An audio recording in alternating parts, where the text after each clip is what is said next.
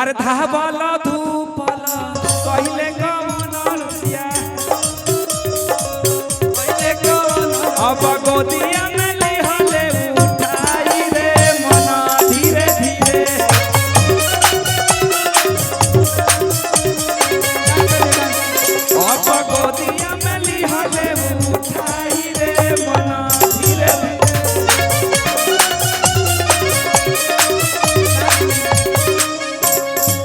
धीरे धीरे वो बसुर धीरे धीरे धीरे धीरे वो बसुर धीरे धीरे हमरा घरवा में आइया बसुर धीरे धीरे हमरा घरवा में आइया बसुर धीरे धीरे धीरे धीरे वो बसुर धीरे धीरे धीरे धीरे वो बसुर धीरे धीरे हमरा घरवा में आइया बसुर धीरे धीरे हमरा घरवा में आइया बसुर धीरे धीरे छछुंदर के सर पे आए जमे छछुंदर के सर पे जिया जिया छछुंदर के सर पे न भावे जमेल कहाँ राजा भोज कहाँ गंगू देवी कहाँ राजा भोज कहाँ गंगू देवी न भावे जमेल छछुंदर के सर पे छछुंदर के सर पे न भावे जमेल कहाँ राजा भोज करिया करिया रसगुल्ला रसदार राजा जी करिया करिया रसगुल्ला रसदार राजा जी करिया करिया रसगुल्ला रसदार राजा जी एगो करिए सिया रसलवार राजा जी एगो करिए सिया रसलवार राजा जी एगो करिए सिया रसलवार राजा जी एगो करिए सिया रसलवार राजा जी ए भैया हेलो आहो जाड़ा के दिनवा आहो जाड़ा के दिनवा आ गई मानेगा बात गर्मी से चारा आ गए मन करे साली सिनवा आहो जाड़ा के दिनवा लिरिक्स भाई अप्पू सिंह वाह छोटा पे बड़ा बच्चियों खूब आगे बढ़ो ए देखिए लड़का का सही में भाग्य उज्जवल है। ये लड़का होनहार है, बस थोड़ा सा पीठ पे हाँ चांद चमकत है, बस भगवान केस में चौले रखा सकरे बस चांद चमकत रहो। हाँ का कहला हो कि बोलिया से ले ली हबाली ले कमी के लाल ओठ लाली ओए होए बोलिया से ले ली हबाली धीरे धीरे दिल उनसे जुड़त बा सखी धीरे धीरे दिल उनसे जुड़त बा सखी सैया से जरूरत सब पूरत बा सखी अच्छा रोक जा सैया से जरूरत सब पूरत बा भाई रेडी बारो सोनू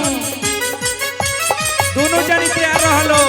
भाई मां लेने से रेडी बा हां 1 2 ए चलाओ उतरो 1 2 3 4 हमारा भैया के दू गो साली एगो गोल पिया एगो पिया काली काली ए रोक राजा रोक जो सुनाई लह कि फिर से कहीं सो सुना गए भगवान ने कान खोल के छोड़ दिया कवना के खाली अरे रोकना दे पहले सुना जाओ कली के लिए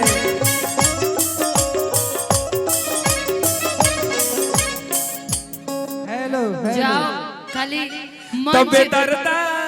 अरे दर्द दे ले बा उहे नु दी दवाई हो बेदर्दा दर्द दे ले बा उहे नु दी दवाई हो बेदर्दा दर्द दे ले बा उहे नु दी दवाई हो बेदर्दा दर्द दे ले बा उहे नु दी दवाई बेदर्दा दर्द दे ले बा उहे नु दी दवाई हो बेदर्दा दर्द दे ले बा उहे नु दी दवाई हो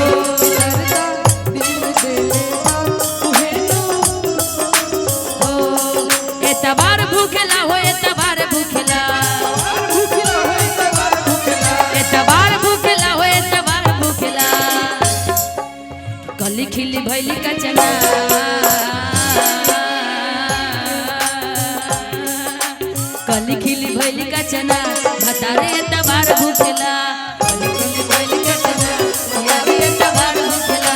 कली खिली भइल का चना पियाजी एतबार भूखेला कली खिली भइल क्योंकि जानते क्यों जाई जब लगावा त पीछे पड़ी हटे अच्छा जाई जब लगावा त पीछे पड़ी हटे अरे जीव जीव लेके कंठी माला बस राम राम लौटे अरे जिया जिया ये आदरणीय स्वर्गीय हम सभी के गायत्री ठाकुर जी का गाना है जाई जब लगावा त पीछे पड़ी हटे लेके कंठी माला बस राम राम लौटे रखब टेम्पररी भत्ता अच्छा ए ब्यास रखब टेम्पररी भत्ता भतारे एतबार भूखेला ओए जिया जिया भतारे एतबार कजरा मोहब्बत वाला अखियों में ऐसा डाला कजरा मोहब्बत वाला अखियों में ऐसा डाला कजरे ने ले ली मेरी जान हाय रे तेरे कुर्बान कजरा मोहब्बत वाला अखियों में ऐसा डाला कजरा मोहब्बत वाला अखियों में ऐसा डाला कजरे ले ली मेरी जान हाय रे मैं तेरी कुर्बान गोरे गोरे मुखरे पे काला काला चश्मा ऑब्जेक्शन मिलोड ये काला चश्मा कहाँ है ये तो कोई ट्रांसपेरेंट बात है नहीं चश्मा है ना हाँ, गोरे गोरे गोरे मुखड़े I Pay can do Gore it. चश्मा हाँ गोले गोले इतना प्यार से उन्होंने कर रहे हैं, इतना खुश हूँ जिसका वर्णन नहीं कर सकता हूँ। लग रहा है कि मैं क्या बताऊँ आप लोग का, इतना प्यार से उन्हें हो रहा है, इसके लिए काफी आप लोग का धन्यवाद। हम लोग वाकई सबके गले लगी हुई है। मुझे देखिए लेट हो रहा है, मेरा दिन में कार्यक्रम है नेपाल में। मैं एक चाहूंगा अगला मौका मिला तो आप लोग निश्चित मेरे पास आइएगा। चाचा जी ये जो वही आपका मौका बेटा मिलेगा है तो बुलाऊंगा, आप लोग आइएगा। बिल्कुल आएंगे, बिल्कुल ये आदित्य का प्यार है।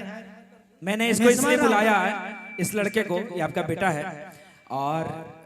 बाप होता है वो बेटा को अपने से 4 गुना ऊंचा देखना चाहता है, आगा देखना चाहता है। मैं पिता हूँ, लेकिन पिता के समान जो कलाकार हैं, जो मान सम्मान दिए हैं वो हमसे बढ़ के दिए हैं, इसके लिए आपका आभारी। बहुत बहुत धन्यवाद आप सबको, बहुत बहुत धन्यवाद। आज के लिए बस इतना ही रहने दीजिए, हम सब बहुत शेड्यूल में बिजी हैं। इस फटे हुए बांस की तरह गले के साथ हम लोग गा दिए। यूट्यूब देखने वाले जितने भैया बंधु जो भी हमारे लोग हो, क्षमा करिएगा, ये मत कहिएगा कि इतना बेसुरा गावत तरह से। खाली हमने के आदित्य के प्यार में मस्ती करनी है। यूट्यूब वाले भाई से मैं कहना चाहूंगा, बहुत दूर से आए हैं, इसके लिए आप लोग का हार्दिक स्वागत करता हूँ। एक हेलो हेलो ये हमारे प्रखंड का नहीं, ये हमारे समाज का लड़का है, हमारे समाज का लड़का है। जो भी है आप लोग का प्यार आशीर्वाद बनाए रखिए, यही आप लोग का कामना है। थैंक यू, बहुत बहुत प्रणाम। जो हम लोग को यूट्यूब के माध्यम से बहुत देख दूर से आए हैं, आदित्य के तो फलाए हैं। कोड देना भाई, कोड देना, लास्ट किया जाए, कोड देना भाई, कोड दो, कोड, अरे कोड दो।